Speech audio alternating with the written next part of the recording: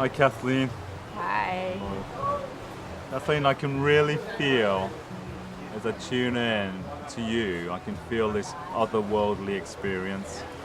When I look at you, when I connect with you, feel this otherworldly experience. I know you've been involved in the past with Findhorn, which you shared with me earlier. What can you tell me about your journey in your earlier days around Findhorn and actually finding that place? Right. Well, I discovered it. It was, I wouldn't call it accidentally, but I would call it synchronously. I was hitchhiking around Europe by myself and kind of stumbled across it. I wasn't looking for a community, but when I set foot there and I saw how people related to each other, and it's very much like we just experienced, I felt like I'd really come home spiritually. All my life I'd been kind of the square peg that didn't fit in the round hole, and there it was like, these are my people, this is my tribe. And the main thing was learning to follow your own intuition and inner knowing and guidance. When I got there in 1972, it was a community. Now it's a village. It's been going on strong for 50 years, and in fact this November I'm going back for the 50th birthday of Findhorn, and I learned a lot there about relating to nature, relating to people. But what I realized is that I didn't really learn it. I was just reminded of what was already inside. I recognized it. Yeah. It was an experiment in living in harmony and cooperation with other people and with nature, and it had a very profound effect on me.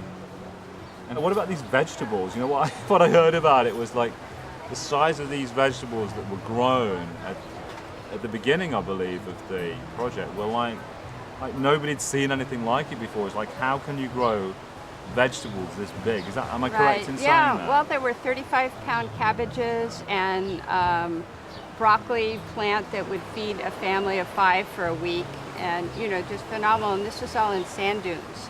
There was a lot of interest in the early days, like how is this possible? And so these soil experts came up from London and they did all their tests, thinking because it was sand that there would be hardly any nutrient value. And the test came back that there was nothing lacking in the soil, which was sand.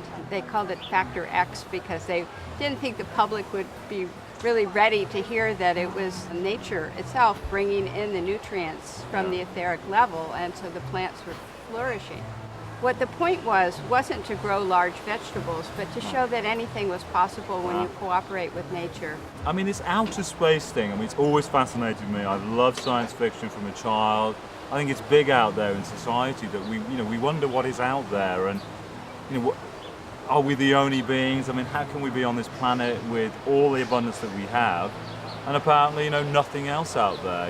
It's like, why have we got all the water? Why have we got all the animals? Why have we got all the beauty?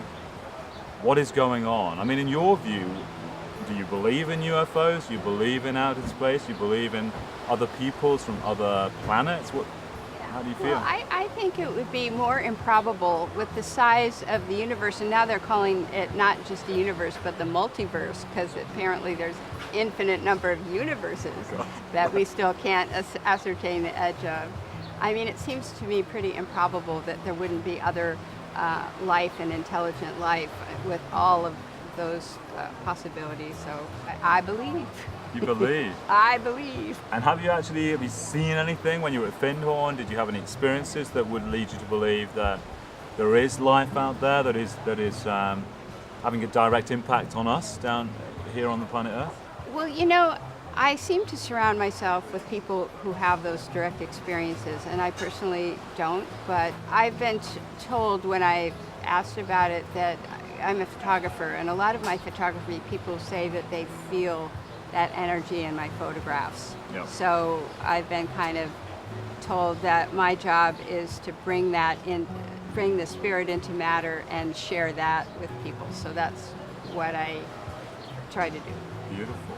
There's something otherworldly, but oceans and animalistic about it, as I'm looking into your eyes now.